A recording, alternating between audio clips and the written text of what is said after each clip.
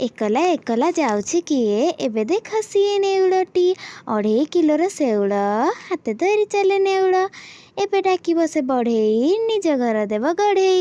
नाई मो सांग मैंने ना आज आम घर को आसला नेउला ना से धरिकी आसला सेउल मामा पा निजे जाकि माछ धरिकी आसते परिष्कार कर धोईदेले हलदी लुण भलसे मैरिनेट करदे तेल कड़ा कड़ा कर भाजदेले।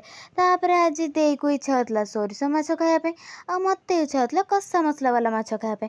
मामा कहला रुह मा से व्यवस्था ही मुझे आगे मामा तेल पियाज पकईदेला आलू भाजीदेला हलदी आ लुण पकई भलसे गोलईदेला।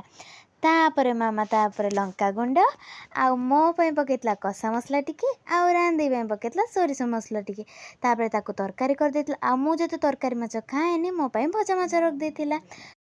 तापर राति टिके मस्त पखाड़े खाया इच्छा होता बोली मामा राति पखाड़ भी कर देथिला। पखाड़ पे माछ फ्राए करथिला। फास्ट तेल रसुण दे देथिला लंका दे देथिला पियाज को सेटे भलसे भाजी देथिला। तापर से लुण हल्दी पकई देथिला टमाटो देकी माने मिक्स कर देथिला। तापर माछ पकई देथिला सेटा फ्राए फ्राए पे टिके टिके हल्का पानी पकई दे ताकू रखि तापर गोटे भात सहित मस्त छेचाड़े करथिला बिना तेल रे भी एते हेल्दी से जिनसटा और मस्त टेस्ट भी लगे। आंब कषे अदा लेंबू पत्र लेंबू ता सहित भेरसुंग पत्र आ लंका को छेची देथिला। एटा तो मस्त लगे तो आ ता सहित आम चटनी भी खाई धनिया पत्र चटनी। एटा थिला हमर डिनर। वीडियो भल लगे लाइक शेयर सब्सक्राइब कर।